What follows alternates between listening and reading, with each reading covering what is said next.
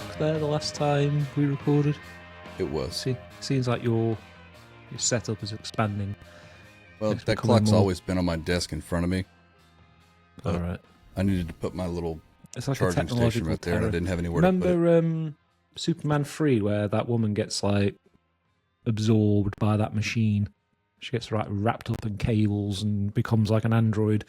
Yeah, That's gonna happen to you with all that shit behind you. yeah. It's got its grips in me. I love You're it, on though. mute. I can't even see a clock. There's too many bright lights. That's why. Can y'all hear me all right? Yeah, All good. yeah, Okay. all All good. right, good. We had issues last week. I'm just making sure. All right. Paul? Maybe you've your been- microphone's slightly too far away. What's that? When you turn your head to the side, Oh, you need to get about a fist distance from the mic. Fist, yeah. just like that. All right. It's Well, only been like 300 episodes. I have mine set at 2 fists. I used to be the one barking at you guys for your microphone etiquette. Now it's You fucking did, me. yeah, yeah. Fucking Yeah. hell. So And my we're pros pausing. now. Yeah. I Fuck, just, your I your still- pauses I- have gotten way better, though, to be fair. You think? Oh, I know.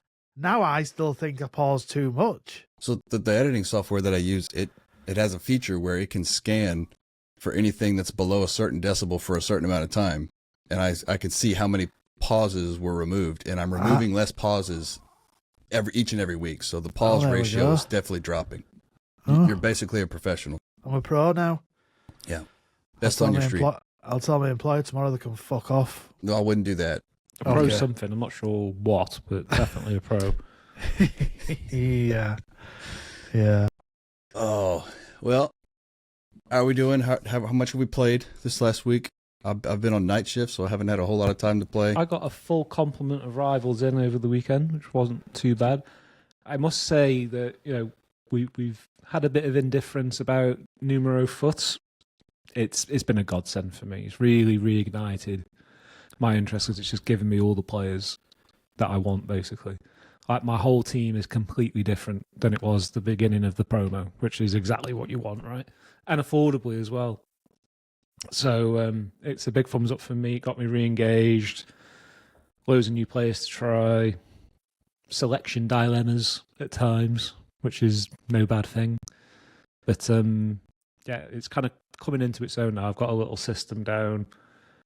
And sometimes, when you either buy or you pack a lot of players, and it's some of the lesser ones that end up taking the starting slots that you wouldn't necessarily expect. That's kind of what's happened with my team. I've had to put some big names to the side in the name of effectiveness, rather than just cramming in your highest rated cards or whatever. So it's been a fun weekend for me. We should have seen this coming, though. Whenever we saw Numero Foot, we should have known this was going to be the Serie A promo. Maybe, Yeah. yeah.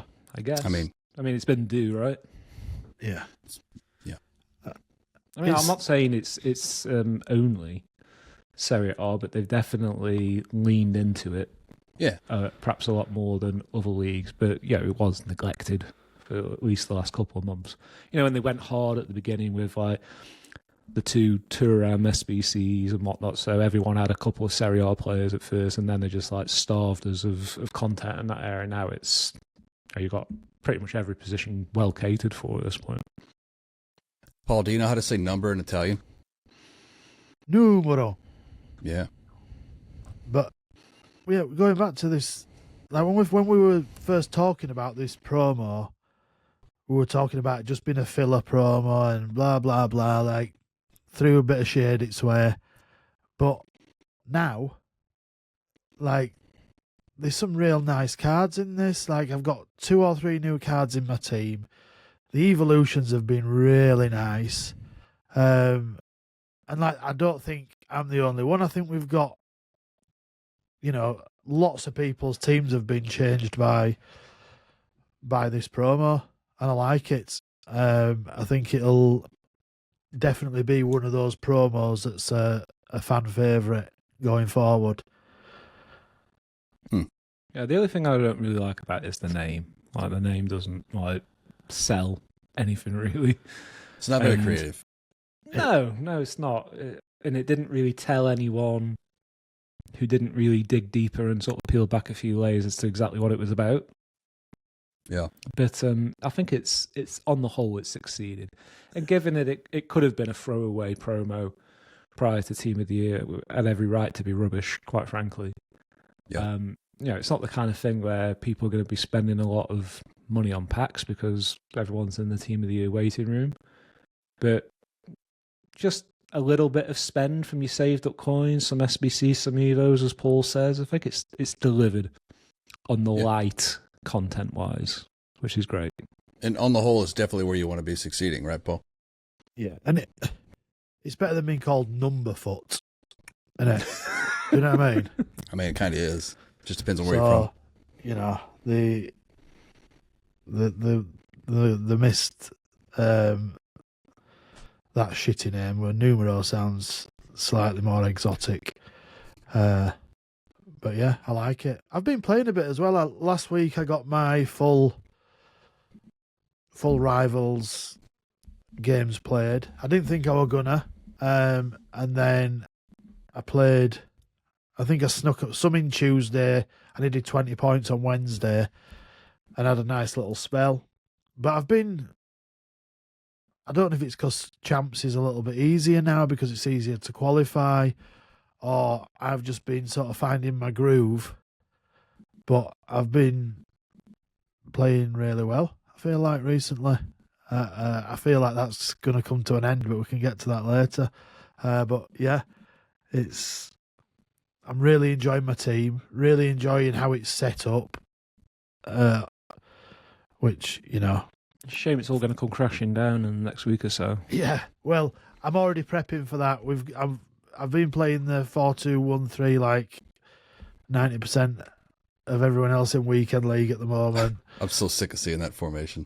But Jake posted a formation yesterday, a 4-4-1-1. And when I first looked at it, it sent chills up my spine, like fullbacks unbalanced,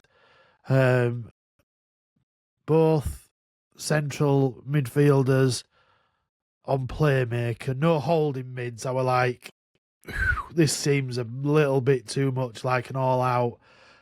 But I tried it today, played 4 or 5 games, and lost one, but it's very like by the seat of your pants. When they're counter-attacking, you just have to like slow them down rather than trying to jump in and stop it. And just let everybody get back, and then dive in and take the ball away. That's something, yeah. Sorry. I don't think it's something where you can just sit back in a block and wait. You've got to be quite proactive defending, I think. But I like it. Counterattacking it's something I was really struggling with really for a long time until the last couple of years. I've learned to contain instead of just try to react and disrupt. Just kind of keep them in check. Don't let them get the best of you. Let everybody catch up. And eventually, your guys will get back in position. They'll get one here and there, but if you're just patient and trust your players to come back, it's gotten to where I can basically stay in most games. It's more tolerable, I guess. Yeah. Easier said than done, though, for sure. It's taken a long time to curb that. Yeah, if you're tracking back and you miss that tackle, Yeah. or you sort of dive in, you just leaving him to get away then, aren't you? Where you've got to make sure that if you're going to make a tackle, that it counts. Yeah. And some people are good at it. I'm just not that good at it, so I have to play to my own abilities. And to me, that's to contain. Same. And I've noticed maybe the last 2 weeks, I'm playing more and more people who are defending really well organised. Like, and it is in the 4-2-1-3, but they're not diving in. They're like just sitting back and just mirroring you all the way. And lots of them using offside trap to really sort of cramp things as well when you're trying to counter. And they have really struggled with, because, I'm not great. But yeah, I've noticed people have been defending a lot more conservative over the last couple of weeks. Yeah. Well, we're going to talk about the patch in a little while, but we'll put this conversation on hold and we'll finish with the content side. What else with this Team 2, Numero Foot Team 2? What cards have you tried? Anybody? Mets, you talked about quite a bit. You changed your team quite a bit. Who stood out to you the most? Just let me refresh in my mind who's in Team 2 that I've got. Let's see.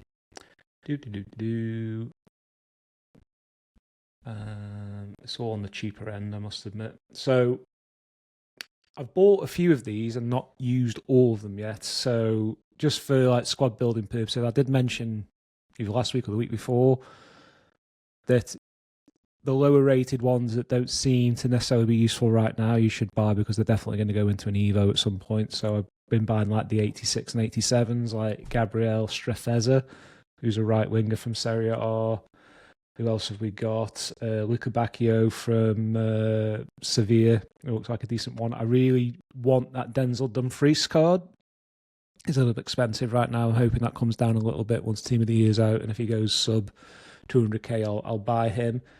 All the ones that have gotten into my team, I think, are from the first squad. So let me just reel off who we've got here.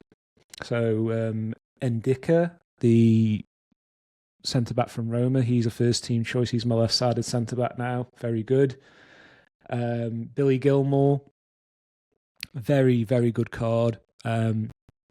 Surprisingly solid defensively, given how short he is. He's like 5'6", something like that. But he's immense on the ball. Really good dribbling and passing. Long ball plus, which is lovely. So he's taken a first-team slot without too much of a sweat there. So, yeah, on the whole, it's just padded out a few areas of my squad that just needed addressing. I did do the SBC for Lukaku, and I do like that card, but he has fallen behind to the Winter Wild Cards, Haaland, that I got through, special purposes, for lack of a better word. What did you get in your compensation pack? Some 87 rated female I'm not interested in, quite frankly. So we expected this, though. It's a bit of a difference, isn't it, from getting a 1.2 milli elite striker to just some bit of fodder you'd never look at again. So God bless you, EA. We appreciate that error on your part. Yeah. Winter Wild's card Haaland paired up with the SBC they released for John Stones. So he's slotted in as my left back now, and that allows me to play both of those on full chem with the assistance of an English icon and a Norwegian manager. So that sort of rounds off the squad quite nicely. Nice. Paul, what about you? Did you incorporate any of the Numero Foot into your team? I did. One of them that might be a bit of a shock, really cheap, is It's a female. Maddison. Is he cheap, is he? 20k, I think he is now. Sweet. Yeah, 22k. Yeah. But I bought him when he was 75k, I think, and he had a price range of 50k min. Then I packed him, so I managed to get 50k back for him. And I've been using him since he came out now, and his passing's nice. He's got the finesse there. So if anyone's looking for a Premier League cam with finesse plus, he's your man. I've also done the Guendouzi SBC along with I forgot about that one. Yeah. 98% of the community. I did the CDM one, and we've just got an Evo tonight. Actually, you can put him into, you can put any Numero Foot into it. It don't give much of a boost, but it gives a normal play style boost of incisive, quick step, and where are we? Let me just have a little look. Incisive, relentless, and quick step, which is, that's all right, isn't it? On Guendouzi, who's got some really nice play styles of his own, but he's just got the sauce. Like he as a CDM is great. He's one of very few cards in the game as well with holding ++ as a CM, which I think in this 4-4-1-1, although the one that Jake sent me's got him on Playmaker, I might, it's always nice having that option of making it more defensive and having him on holding ++. But yeah, there's just so many cards in this. There's some absolute bangers out there as well with Kyle Walker, Eder Militao, those guys. But then there's some nice ones on the cheap end. Tar, he's only 200k as a absolute beast centre-back. I am going to do the John Stones SBC. Which one did you do, Matt? I'm going to do the Bruiser one, I think. Basically the one that's got like long ball and plays left back. Just let me remind myself very quickly. The one in the blue shirt. Right, sure. that's the one that I'm going to do, because I really do like the Bruiser Plus for like blocking out. And I think normal silver Bruiser works, but I think with a ++ it's just nice, especially somebody like John Stones at left back as well, Matt. People will just go down the other side. Yeah, pretty much. The way my 4-2-3-1 is set up, I have like Mycon bombing wildly down the right, so I have like Stones playing as a left full back, which slots in as a third centre back when you're defending, and that works very well. Yeah. And because he's got long ball with high long ball passing stats, he's kind of replicating the Kiwior vibe from last year, which is really good. Yeah. And of course connects really well to Haaland as well, so all fun and games there. Well, I'd not thought about that, and recently I've had some decent pack luck when it comes to centre back. So I've got Winter Wildcards Rudiger and Rio as my centre backs, and I was thinking of dropping Rudiger, which mostly just because John Stones is English, but I could actually put him at left back and play the long ball, because I'm using that Ivo Mendy at left back at the moment, and I'm in the process of doing a Bradford City Evo. I did actually spend money, real life pound coins, on an Evo. What the about fuck is the matter with you? It was Which only one? about £3, but I thought it's £3. Like, for the time that it'll take me to make those coins trading, it's just easier just to. That's my justification anyway. That's It's the absolute, trap, isn't it? it's absolute bullshit, but This is where it starts, Paul.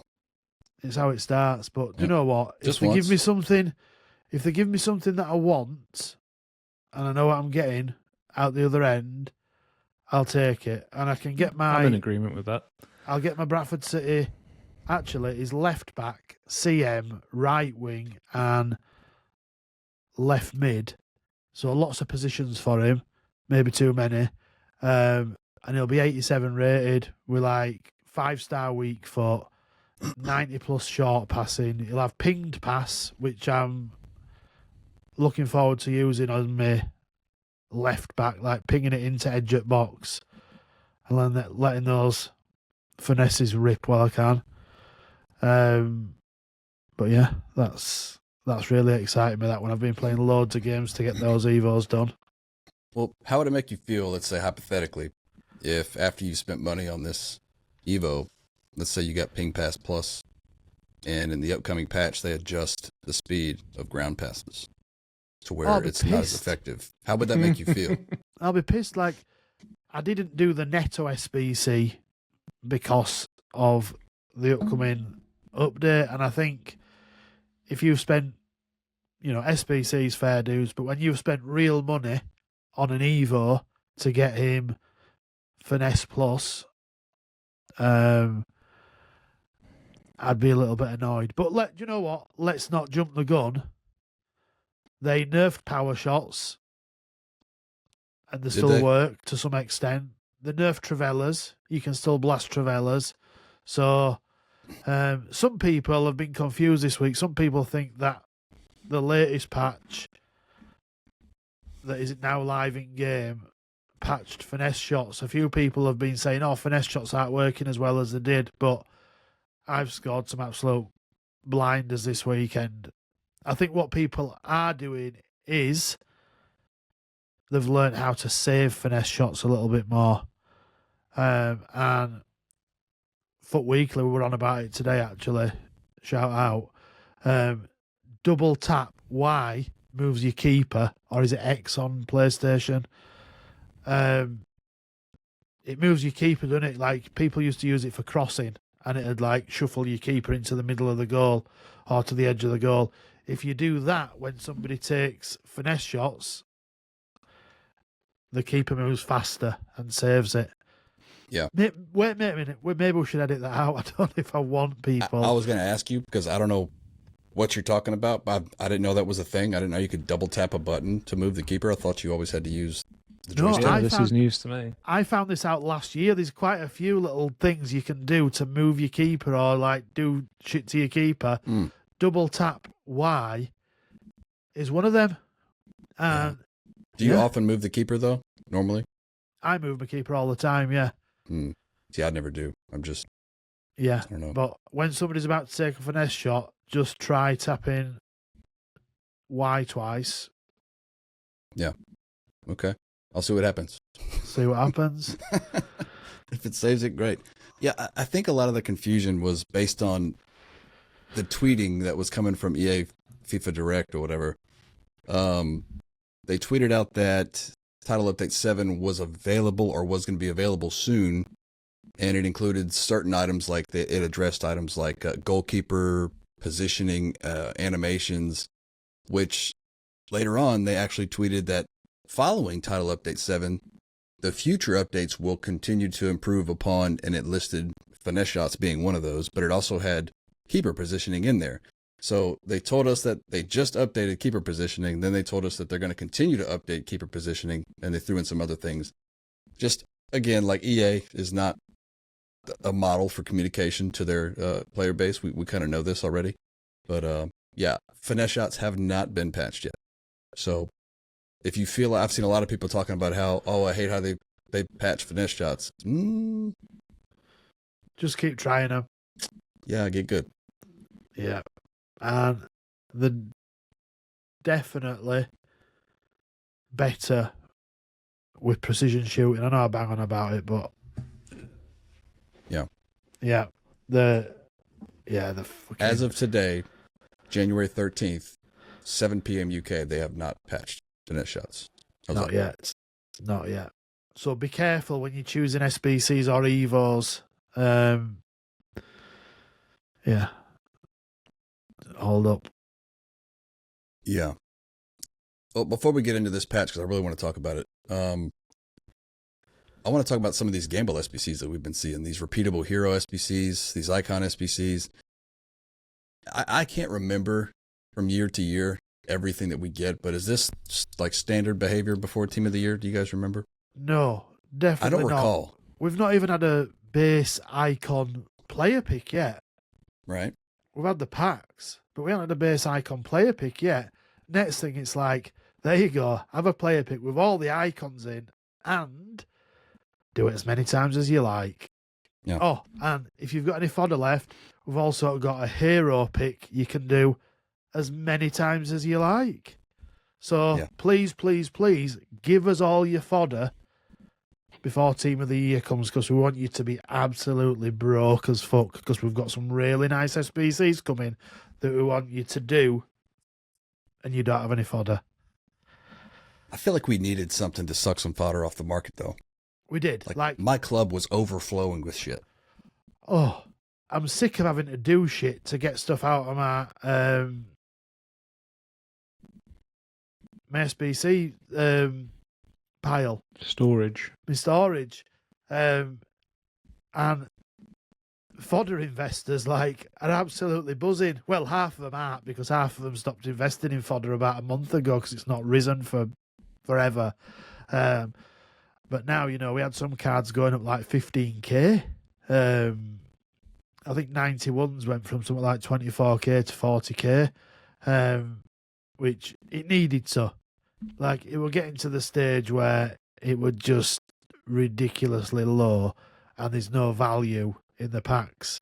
At least now, if you pack some fodder. Like, I got a 90 and an 89 out of my Team of the Week rewards yesterday out of the player picks.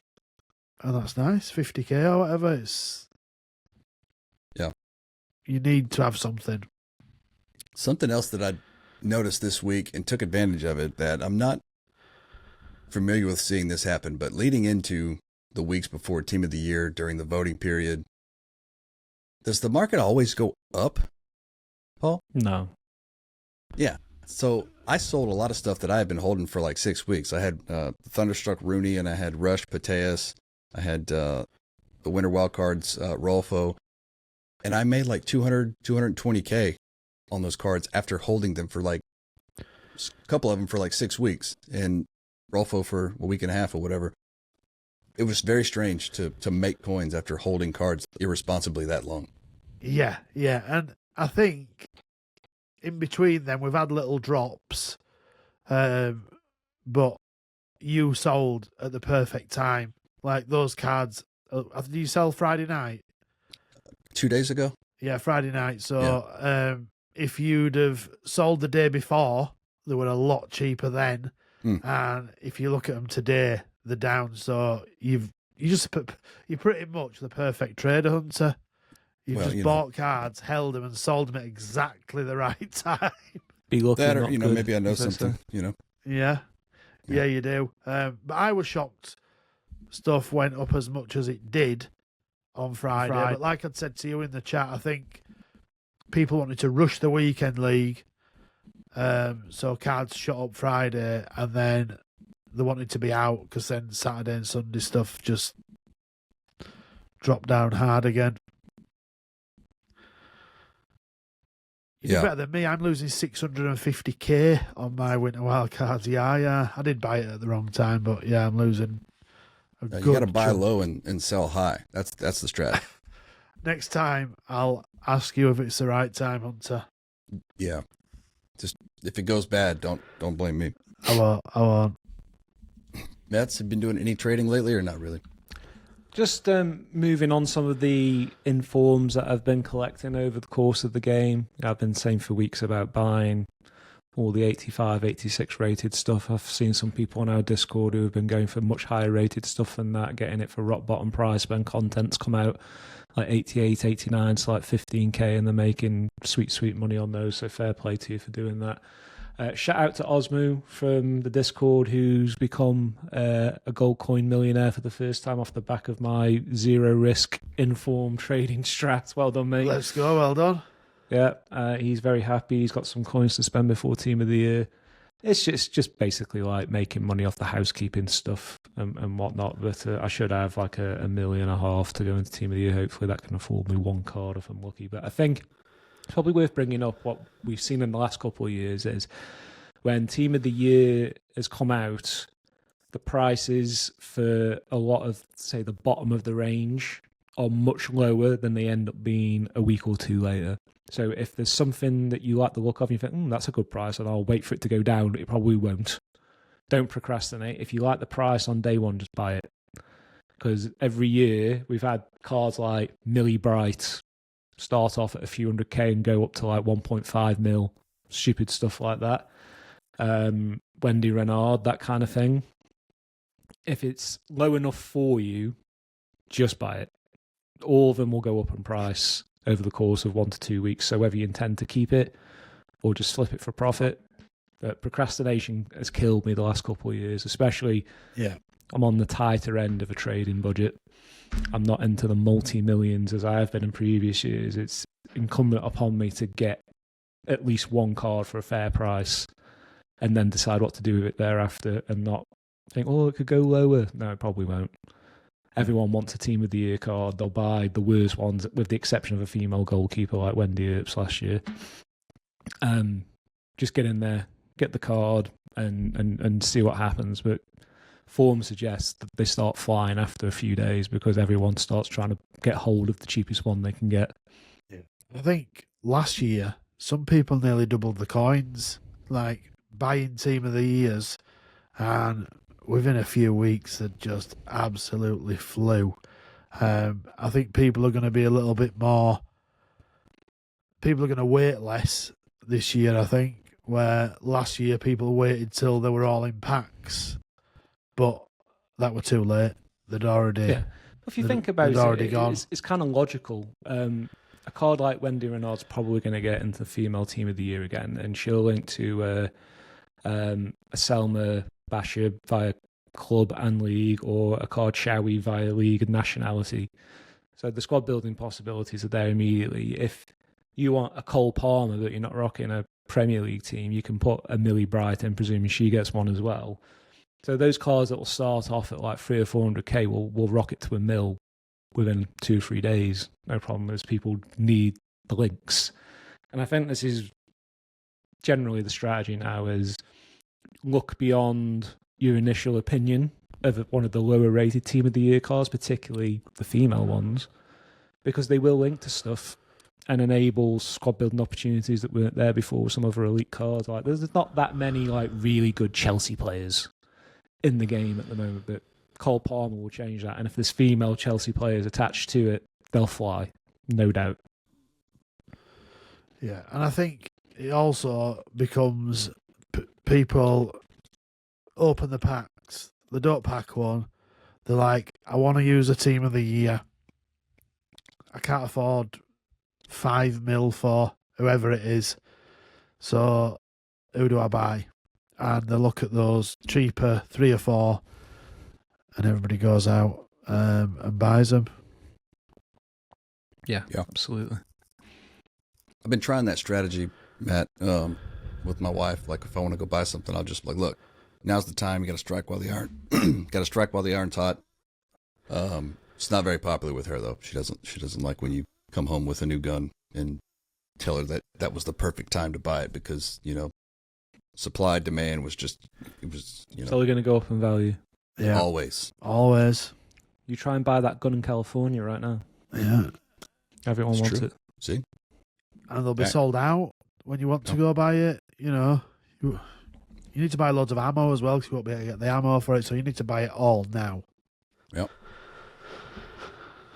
I mean, actually, that's a good comparison. Yeah, we'll use California as an example. That's terrible what's going on over there.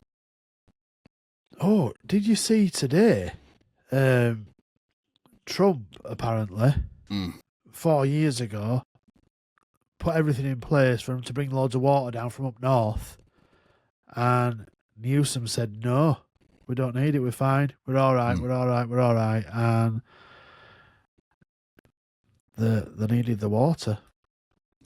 Yeah, and it's Fact unfortunate. check me there if you Community knows his ass. But Yeah, there's a whole lot of he shit spoke going about on. it on Joe Rogan months ago, didn't he? But yeah, called it all out. But anyway, sad times. wild. Let's move into the patch, because while it looks like a lot was changed, it really wasn't a massive amount of like critical changes, in my opinion. We'll start with the first note that they have in there.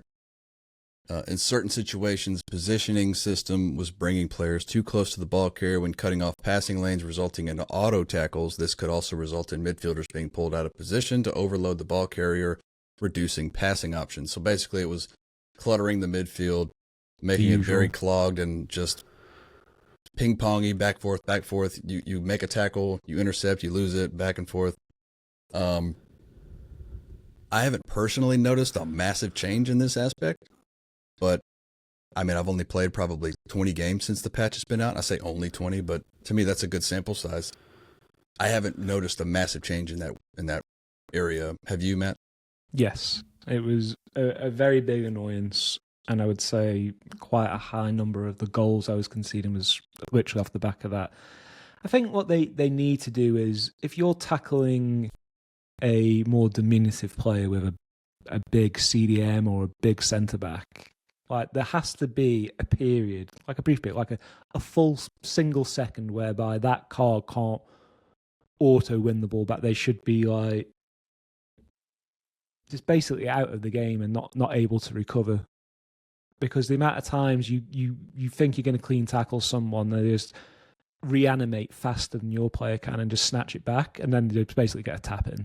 It's like, unless you're slide tackling, you're not taking the ball clean enough for the game to allow you to carry the ball out of the danger zone, essentially. So every time you do a standing tackle in your area, there's a high likelihood that if they're using a smaller player, which most people do, they like their Eusebios and Dalglishes and Mbappes, they'll just recover faster than your player does. Yeah. And it's an easy goal. And it's what I was thinking to myself this weekend. It's like, this has been a problem for a really long time, but it seemed really pronounced this weekend. And when I say a long time, I mean like over multiple iterations of the game, not just this season. It's like, this didn't always used to be this way. Why has it gotten to this point? Why can't they get it out of the game?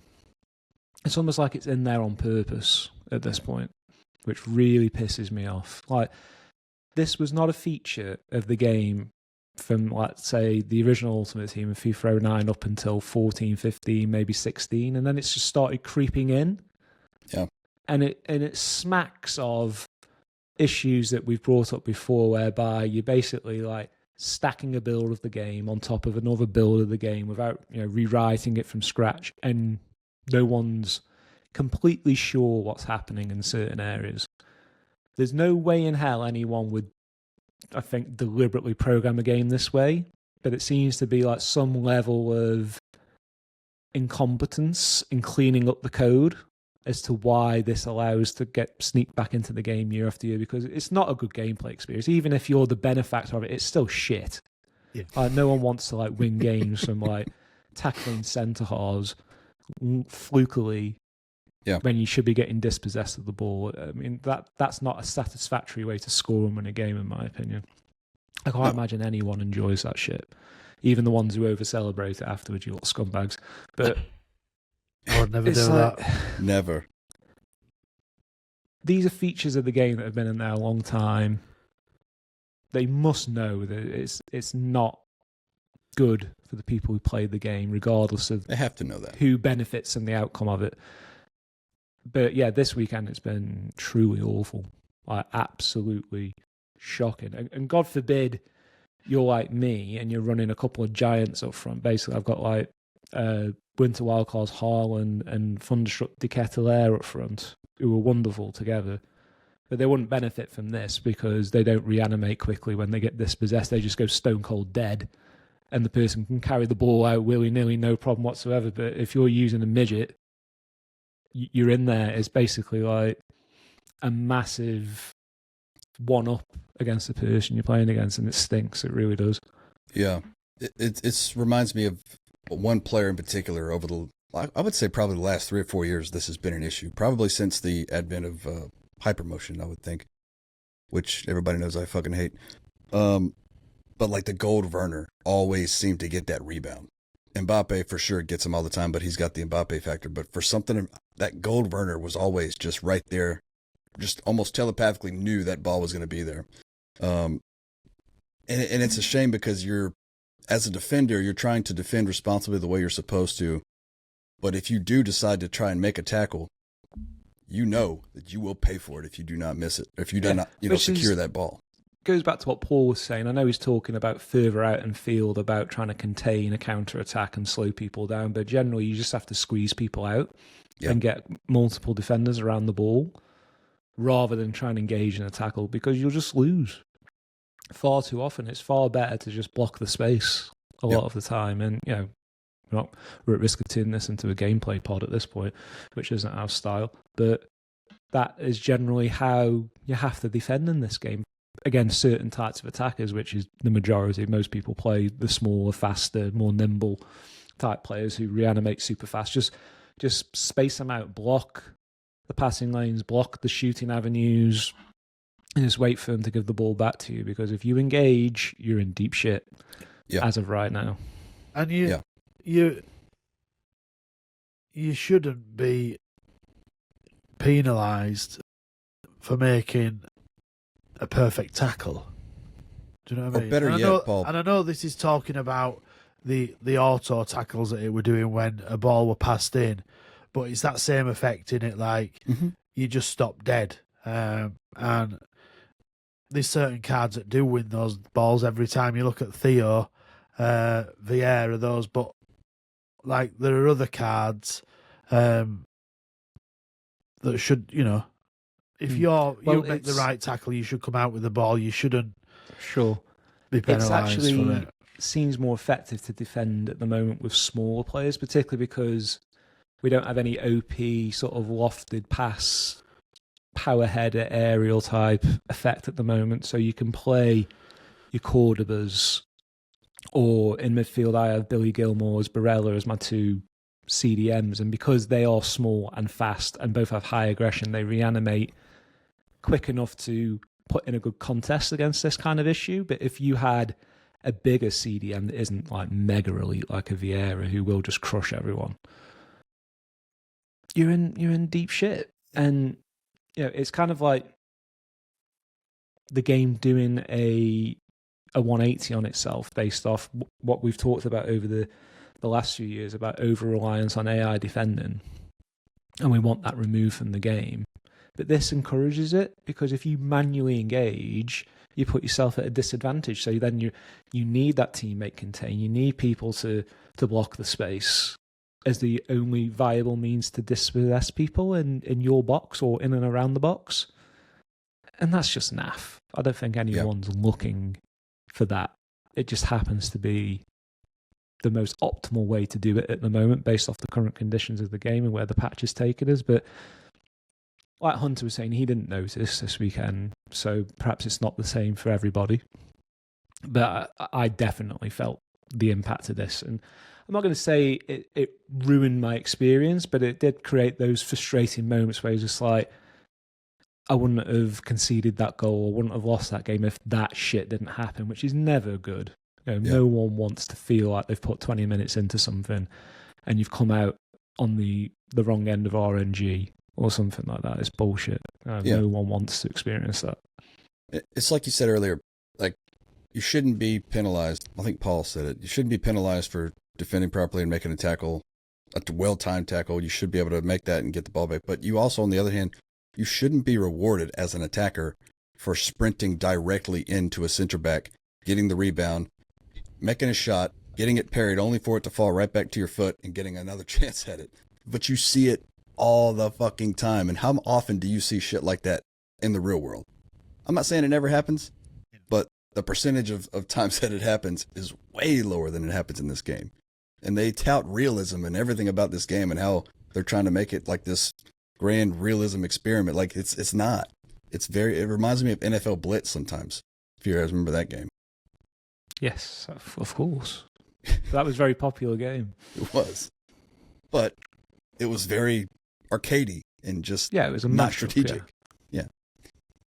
I don't have the answer, but it's clear that they don't have the answer either, because it's been far too long we've been dealing with this issue, and it's making the game just a drag to play at times. On the bright side, though, I feel like it's good to we need something know bright. that they are working on things. Do you know what I mean? We've had a patch.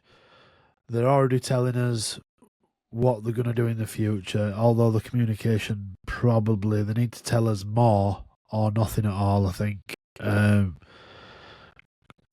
Because, I were up in arms about the finesse the other day, and I don't really know much about it, but that's because they didn't really give us much information. But, Well, on that point, one of the things that irks me the most about FIFA stroke FC in general is that the game, when it releases day and date, has a concept, it has a vision of what the game is, and it always changes 2 or 3 months later, somewhat drastically.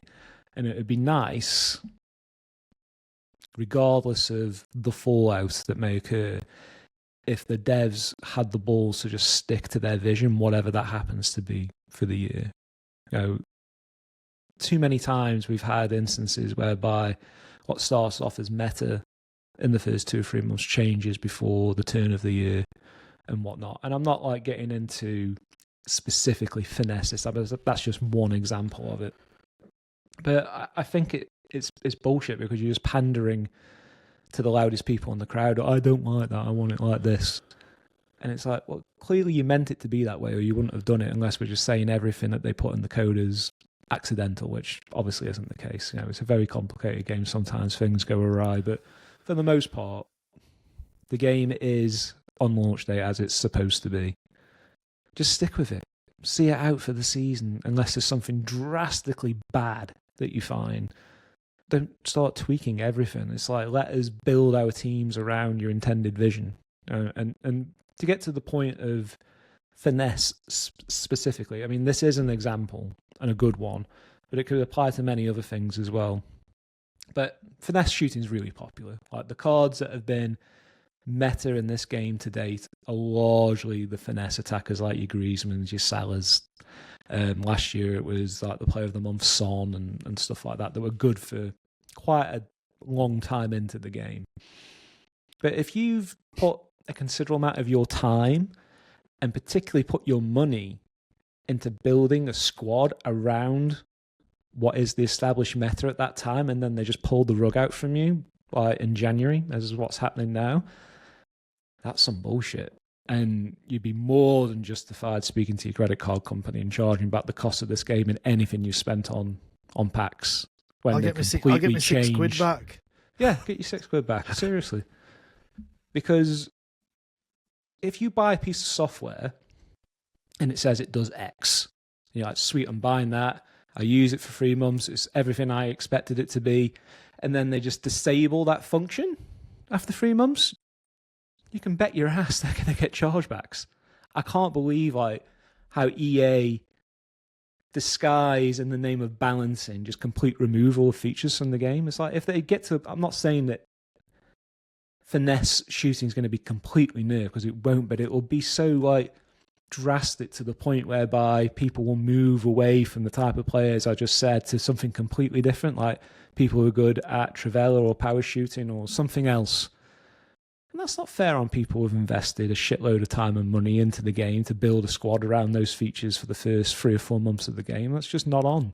And it's not legal, quite frankly. It's like, tweak it by all means, but if you nerf it down to the point where everyone has to start changing their cards, that's BS, man. And you should definitely look into doing something about it in terms of your payments. I know I would. Luckily, I didn't build my team around finessing this year, but last year I did. And if this had happened to that extent last year, I'd have certainly done something about it as well. Yeah. I think this is the way, this is the reason why they craft the wording on these tweets so carefully when they make said changes. And I don't know, I agree with everything you're saying. I just wonder how hard it would be to actually prove it, And when you're talking about legality, Prove what? Prove that they've made the change? That they've nerfed it to the point to where it's fucking patch notes against them. That's the proof, right? But if it says here's there in writing, this is the time and date they did it. It's different from when I bought the game. Fuck you! I want my money back. End of story. I think that's all the proof you need.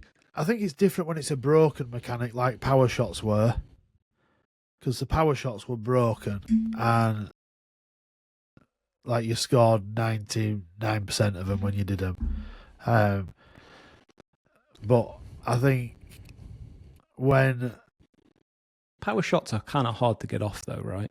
They're advertised quite clearly what you're about to do. But the one before they patched them, you could lob it up and take a power shot and it'd just go in. Light speed. It was just insane. But I think they'd just come back and say, we say you are renting, in the terms of service, it almost says, doesn't it? It's our game. You're borrowing it. We can take it back at any time. We can do what we want with it. Fuck off, almost. Which that doesn't they apply should be to able to. games. Your credit card company wouldn't argue that. Your credit card company would just go, yeah, whatever. We don't really know what you're talking if about. It was the base cost of the game and there was no microtransactions that affected performance in the game. But once you start fucking around with, you need to buy cards or invest astonishing amounts of time into something to basically refunnel you down a different route away from finesse, as the example, you're very much entitled to go, I spent money on this game and these cards based off what the most effective way to score goals was. Long range finesse, as an example. Griezmann. At the beginning of the game, everyone fucking had him. Everyone was scoring him from all over the place. By January, gone. Totally fucking different game at that point. It's like, I am more than justified to ask for my money back. And you get it because they're putting the fucking patch notes in the public. Like, admitting what they've done. You know, if this was like, say, Call of Duty, they release a gun, they realise it's OP, they change it. No one had to pay for that gun. It's different. Everyone got that gun. They can tweak it at any time. It didn't cost anyone anything. You know, they don't make you pay for stuff that affects the meta. You know, all you've got to do is grind. That's totally different. This is not the same. We just got a question in the chat that says, so does that mean we can't ever have patches? No, because we're talking about elements of the game that aren't costing people money. You can make performance tweaks, but I think this question's coming from a pedantic point of view, quite honestly, so I do apologise for what I'm about to say, but, you know, don't be, like, intellectually, like, dumb about it. You know exactly what I'm saying. If finesse is the way to go, and we've all loaded up on finesse and we've spent money on it, and then they pull the rug out from you to get you to spend more money on something else, you know damn well what they're doing. It's not a patch. And It's they've something pushed- totally different. They've pushed it as well with SBCs, with Evos you've got to pay for.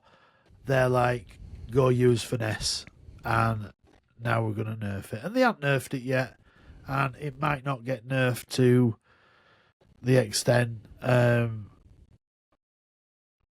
fear. But Imposter, use you're being intellectually dishonest now. This isn't a minor tweak to like some trivial gameplay thing. This is like the main way to score, and everyone's built their teams around it and spent money on it and spent a fuckload of time on it, and they're completely changing it.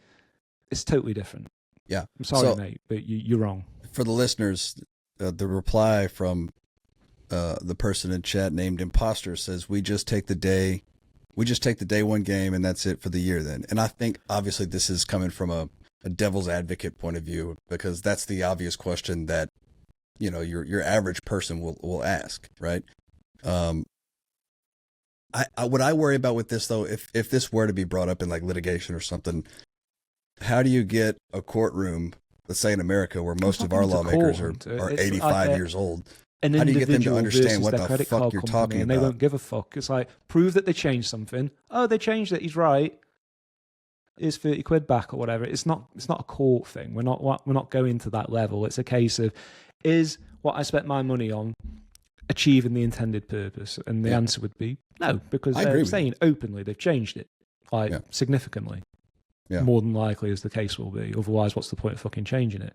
If it's a minor tweak, or we've reduced like the looping angle or the arch of a long-range finesse by 10%, okay, whatever. But if everyone moves away from the meta of long-range finesse shots with Salah and Griezmann to chip shots with Werner, it's a very different game at that point. You know what I mean? Yeah. You're redefining how the game's played at that point. Don't get me wrong, if I can no longer score 25-yard finesses half of the time, I won't be that pissed. But if I can't score finesses from the edge of the box when I'm open, and nobody's moved the keeper or made any efforts to stop that, I'll be pissed. Because, you know, I did the Saka SBC for that reason. I didn't do the Evo because I thought this might happen. And I were a bit late with it. But anyway, if I'd have spent money on the Evo, I'd have been pissed. One thing it points out is you shouldn't be over-reliant on one thing at any point, because 100%. whether it's a minor tweak or a full-on rug pull, is what we're suggesting could happen. It's like you need multiple ways to score. You need to have more strings to your bow, like, to be able to play the game effectively. If you're just relying on one way of scoring, they could absolutely do you out of that at any time. Yeah. So expand your game, folks. I think that's what we're getting at.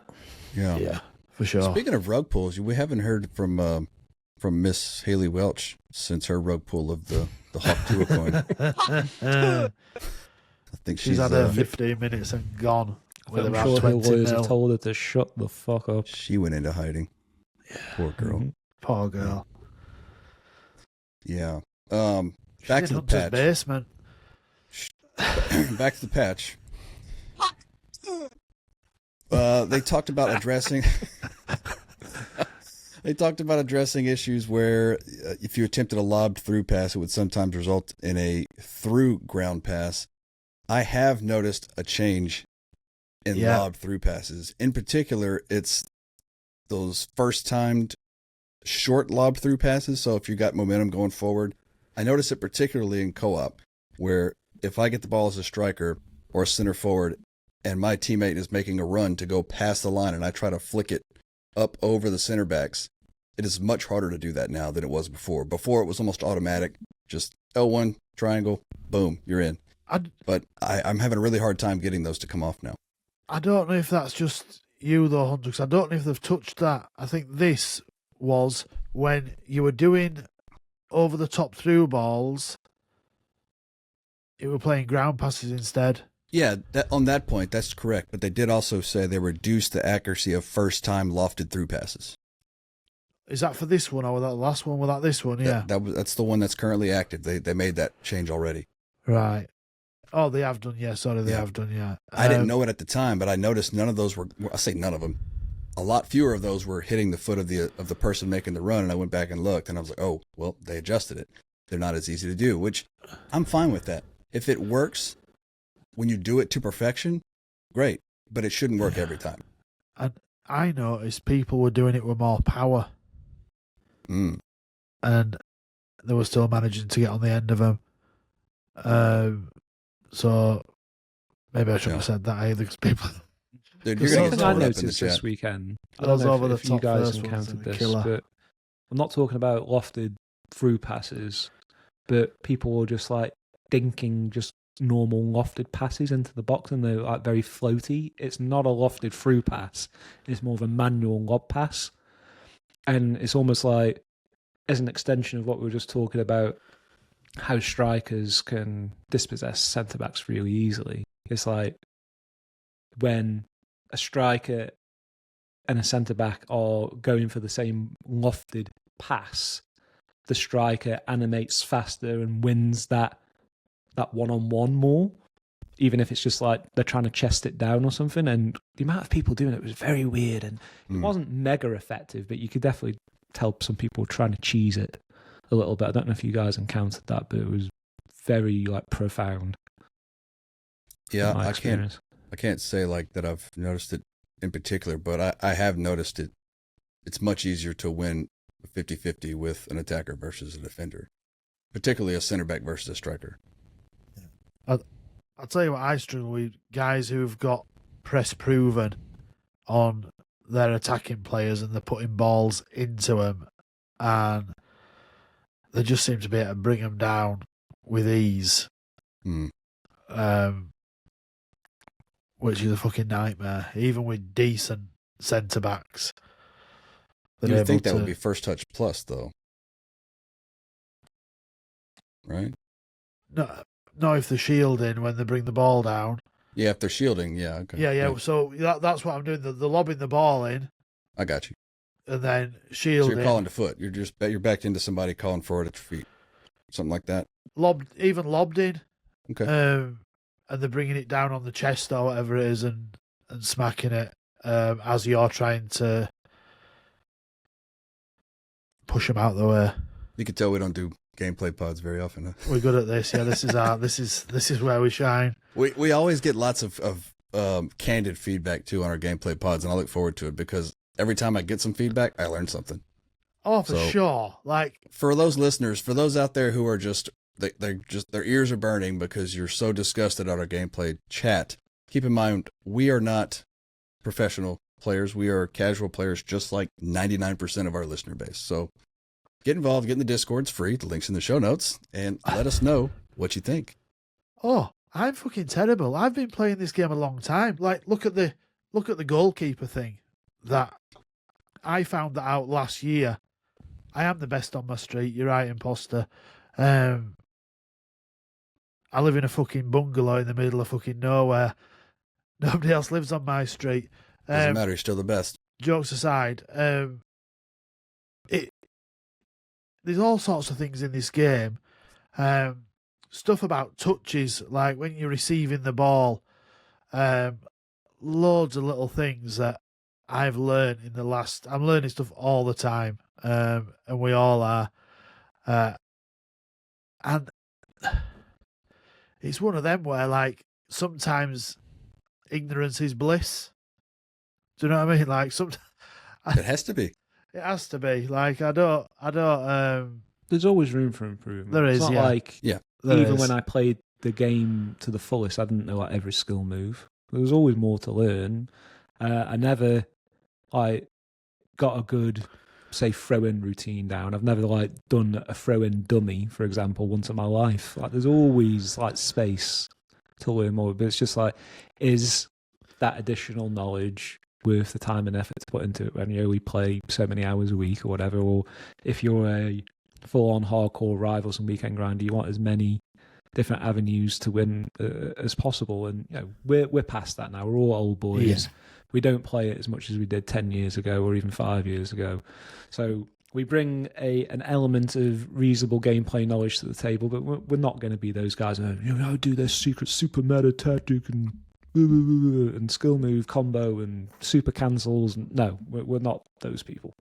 We try our best. But I used to go into the arena and practice meta skill moves to get good at them. well, I learned Now all I've my got a skill certain amount moves. that I use, and they're the ones that I use. You That's remember in it. the early days of Ultimate, it might be before your time, Paul, where before every match, the loading screen was the arena. And you Yeah. had 30 Yeah. seconds to just fuck around. Yeah, That's I where I do. learnt all my skill moves, Yeah, because I had nothing to do for that. Now they just make you watch a boring loading screen. I don't know why they got rid of it. It was really good fun, but anyway. Chat said that EA don't put a manual in the game anymore when you get it.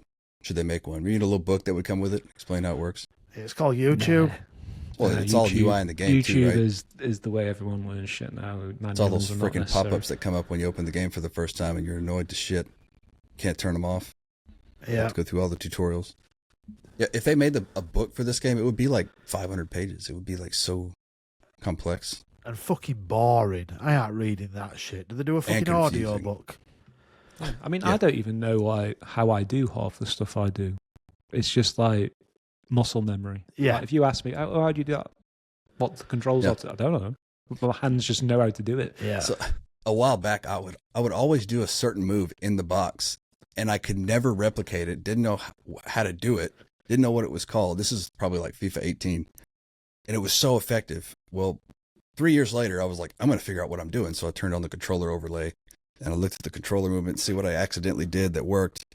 And it was the simple body feint where you just you're facing one direction and then kind of get that little speed burst to go 45 degrees to the left or right, and he slips in past him. yeah, I was doing it when I was trying to do a directed heel to heel, and it just didn't come off. So I figured out what I was doing wrong and learned how to do it. So yeah. there is something you can learn by just spamming that dribbling stick, that right stick. Yeah, yeah. There's a few little things that I've done by accident and then been like, oh.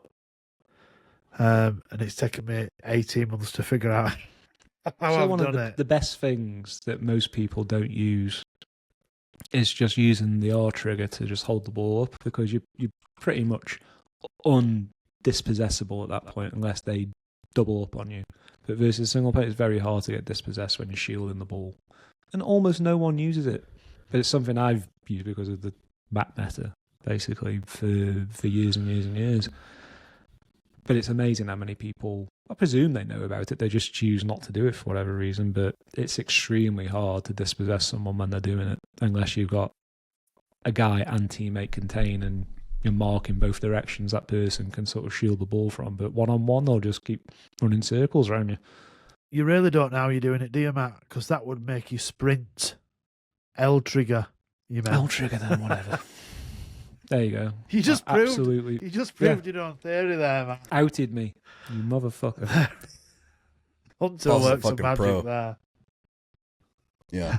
No, don't All do right. anything. It just goes to show I don't know what the fuck I'm doing. But in it, when we used to do the podcast before, and we'd do a little bit more gameplay stuff.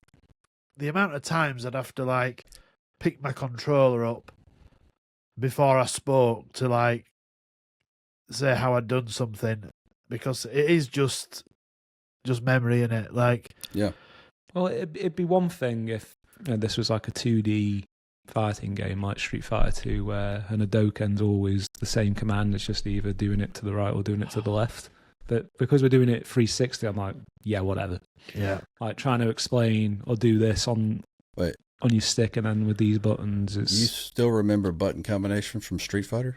of course. I'm ever going to forget quarter forward punch What about the code for Contra? or half circle forward for Sonic Boom? It's like you're never going to forget that. Do you know what? Good. What What about does- the Contra code? Do you know the what Contra does- code still? Up, up, down, down, left, right, whatever. Yeah. A, B, select, start. What That's does one. she say? It sounds like spinning bird kick, but it's not. Spinning bird shit. What does she say? Who? Spinning bird shit. It is spinning bird kick. She does say it. No, she don't. She Who are we talking does. I watched. John Lee. I watched Oh, a short that came up the other week, and this Japanese or whatever it was were explaining what she said. It is spinning bird kick. It's absolutely spinning bird kick. If you want to giggle, I did a podcast on Street Fighter 2 8 years ago for the Retro Asylum. Me and Matt Aguilera, who's my podcasting cohort in the world of FIFA Ultimate Team before I got involved with you guys. And we have a good giggle about some of the voice samples and stuff like that. But it's a very good podcast if you ever want to get into the history of Street Fighter 2. Maybe I'll get Hunter to put a link in the show notes or something in Discord, but it's a good show. If you like Street Fighter 2. I'm gonna have to figure this out because now I'm curious. About Okay. what? What all these like what they say in the game? Because as a kid, I didn't know what they were saying, and I didn't care to know what they were saying, but now I kind of do. Like Most when of they make them their are, special as it attacks. sounds, Hadouken, and spinning bird kick, but then you'll do something like Ryu and Ken's spinning kick, which is a Tatsumaki Senpu Kyaku, but you try and put that into a half-second digitized Super Wait. Nintendo sound sample, and it just sounds like garbage. Is that a what language is that? It's Japanese. Japanese. Do you speak Japanese? Never heard anyone say Tatsumaki Senpu Kyaku before? I just heard somebody say it just now. Yeah. There you go. You speak Japanese? No. No. But I played Just- a lot of Street Fighter 2 as a child. Dude, the way you said it, I would have believed you if you said you spoke Japanese. That was impressive. All right, yeah, my simple brain. But let's call this one because we've gone over quite a bit already. Last week was kind of a shorter version. Got you an extended version this week, so there's that. The amount of hours I spent on Street Fighter, Mortal Kombat. Mortal Kombat. Yeah, that's another one. Some of the shit Raiden used to say. No idea what the hell he was screaming about. Yeah. Yeah. But you'd repeat it at the top of your voice as you were smashing your brother in face. Mm-hmm. Oh, All right. those were that was just absolute garbage, Raiden and Liu Kang and stuff. Yeah. That wasn't even remotely close to anything legible. Who, before we go, favourite Street Fighter? What, from Street Fighter 2? Yeah. I was always a Guile guy, Mm. but I learned as I got older that was considered bad form because there's a method that would probably be called meta in Street Fighter 2 called turtling with Guile, whereby you just play very defensively and just counter with like sonic booms and flash kicks, and it's out of order, basically. Oh, So really? I'd probably play as Ryu or Ken nowadays. I was a Ryu guy. Were you also a Gao guy? Paul? Honda. With the You just arm? like with button the, bashing, don't you? with You're the basically like Honda and Blanca. Just Yeah, yeah. you Blanca just was sat my in one second. spot and Blanca's my spam the second. same button for... Blanca was my number 2. Oh, that's fucking trash. That's terrible. All right, let's wrap it up. If you want to get in the Discord, join the link. It's free. It's in the show notes. If you want to follow anybody, the links are also in the show notes below the episode. Anything else before we go? No, I'm out. Let's go. I need to get down this Street Fighter 2 rabbit hole. I've Catch just you next posted week. the link in our podcast chat for the podcast if you want to Yes. listen to it. Yes. Yeah. I'm gonna listen to that. I think as I'm searching old Street Fighter Do it. 2 shit. I guarantee you'll giggle. It's very funny. Next It's week. serious, but also a piss take. Anyway, Late. Laters. bye. Bye.